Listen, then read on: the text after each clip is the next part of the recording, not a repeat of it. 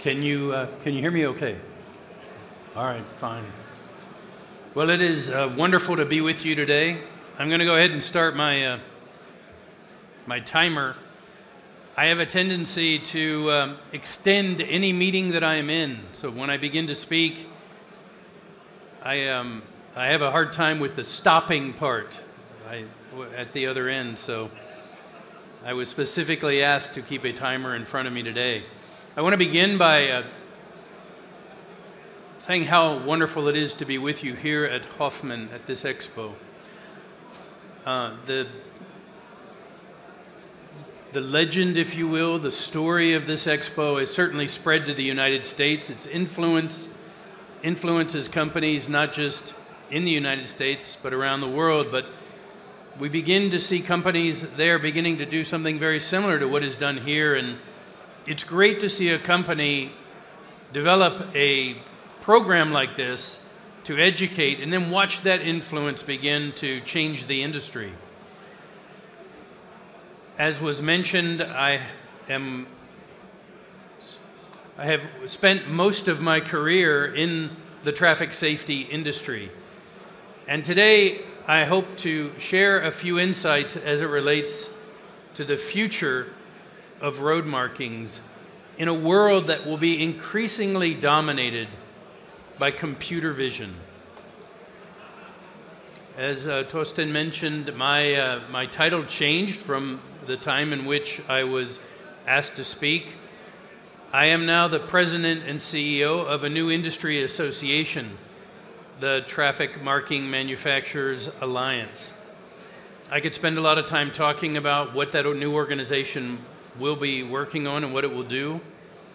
Let me just say that those who are responsible for that association are the companies that for the last 9 years have given me the opportunity to travel anywhere in the world to find out what is the impact of connected and automated vehicle technologies on this industry. And I have spent a great deal of time in Europe, attending automotive conferences in Japan, throughout the United States, trying to understand from what they are telling each other what that means for us. Now, let me start with where we are today. For the last certainly 50 years, we have been using retroreflectivity as the basic measurement, condition and performance, if you will, of how markings are performing. Now, it's based on 30-meter geometry. It was developed originally by a group called CIE, who wanted to understand from a lighting perspective how much light needs to return to assist the motorist in being able to see at night. It has guided the development of headlamp technologies, and it has also assisted us in being able to develop better marking materials to support human vision. We also use, of course, Q sub D for daytime and glare and other things, but 30-meter geometries, certainly in the United States, have guided us as it relates to performance. And if you have a lane keep technology in your car, camera driven, and it is staring right in front of your vehicle, right in front, as you can see in the pictures, then that's perfectly fine. We could continue potentially to use what we have used for humans. From what we can tell, from what we've been told, as long as the only thing you need is to stare in front of the car, 30-meter geometry is perfectly fine in measuring the condition and performance. But many of you maybe have heard the saying, if a change is good for the human driver, it's good enough, it's good for the machine. I have been to many conferences, especially in the early years, in which I've heard that. If it's good for the human, it's good for the machine. Well, not necessarily. Not necessarily. If it was, then we wouldn't see what we are seeing on the automotive side. This is our new design driver. by the end of the decade, these ADAS SAE Level 2 and Level 4 technologies will be using cameras that are not 1 and 2 megapixel. They are not grayscale, if you will, only looking for the black and white. But they will become multicolor, and they will go beyond 8 megapixel. At least that's what Pierre Boulez recently said at a conference as an analyst looking at what kinds of sensors will be used in the future of the sensor industry. Look at this vehicle. 45 sensors. 45 sensors that are being used to try to replicate what human drivers do every day. They're not all camera. Some of them are lasers known as LiDAR, and others are radar. A number of years ago, an issue came to the attention of the automotive industry that got their attention as it related to the physical infrastructure. You see, camera technologies used in cars, they are more of like a flash technology, just like the LED systems that are being used for headlamps and for many of the ITS work zone applications or traffic lights. They're flashing. For the human eye, we don't see that flashing. But what they began to notice is that if the flashing becomes synchronized, then like you can see on the screen here, lights that are illuminated are perceived as if they are dark by the camera systems. Because to the camera, they have been synchronized, and when the light is off, the camera is off, if you will. Well, that is a problem if you are trying to look at a traffic light and figure out if it's red or not. If you are on the same synchronization schedule, you may not see the light at all, or it may seem as if it is broken because you're not perceiving it. And so a group known as the IEEE P2020 came together, and they have been working on this issue. And I had the opportunity earlier this year to visit with many of the IEEE P2020 folks at a conference in San Francisco. And I asked them, well, what about road markings? What is the impact on road markings? And they said to me, well, it's very interesting that you bring this up, because at the IEEE P2020, we discussed, should we not begin to look at road markings and the issues that we're having with glare, daytime and nighttime, and some of the other issues? And they all agreed it would be wonderful, but there is no one to work with. There is no one to work with. The chasm between the auto industry's understanding of infrastructure and, to be honest, the infrastructure's understanding of these systems remains.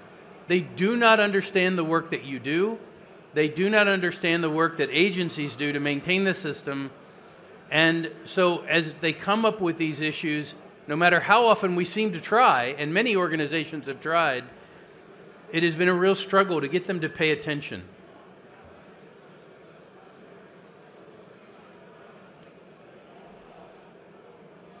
So we have begun to have these conversations. What is the future, and how can we improve road marking performance? And so very recently, one of those individuals, Paola Lacamusi, gave a presentation at CIE, and she said, is it not time for us to create a new non-biological observer, meaning a machine, through which we can begin to measure things like road markings, and we can begin to create metrics around which road marking performance can be improved, and minimum performance standards can be developed? And so the process begins to be able to identify within the camera. At a recent conference I attended, a General Motors engineer gave a presentation about this very topic. And what he said is, in his presentation, he used the very same graphics I have in front of you today. And he said, let me show you the difference between human vision and perception or computer or camera vision. Now, he is not an automotive industry professional per se. He was hired by General Motors because he understands camera technology.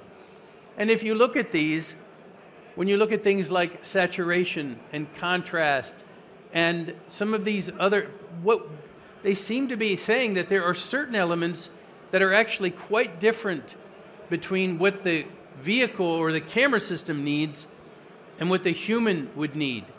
And so what they are beginning to work on is identifying areas that are identical, whereby amplifying and setting standards around those areas that the human and the machine or the camera needs, that we may be able to identify and begin to measure better than we do today, so that we improve markings for both humans and for machines.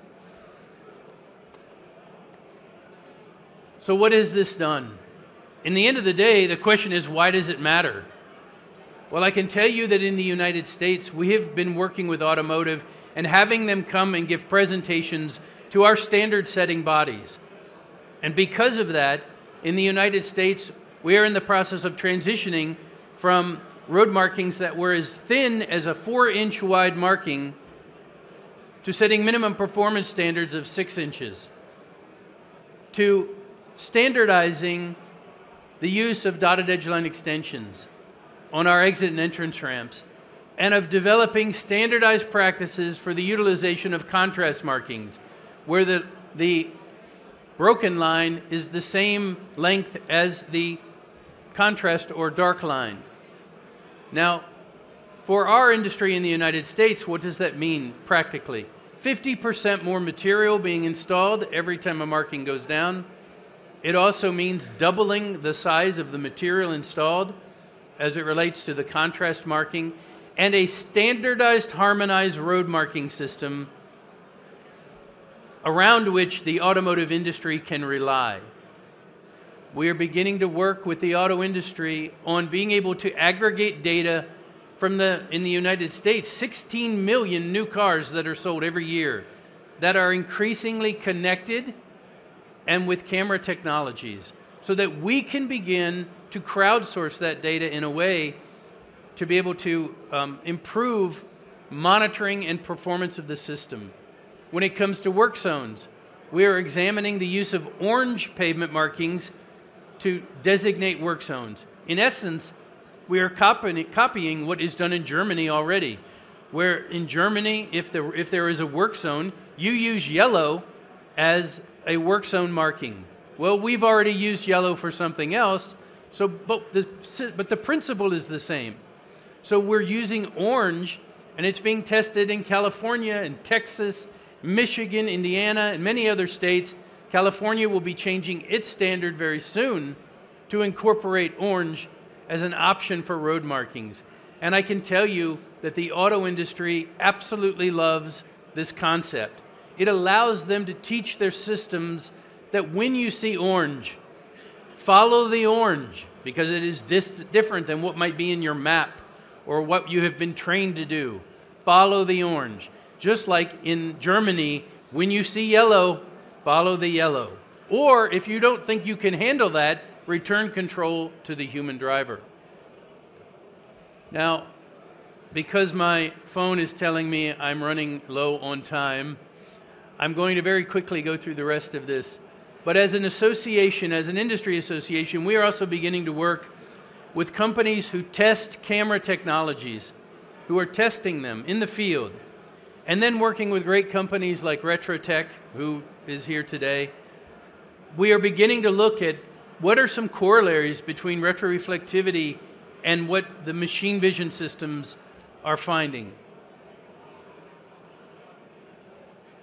Lastly, let me talk very quickly about something that we're working on that has nothing to do necessarily with automotive, but it's taking advantage in the future of new technologies and how they are being used.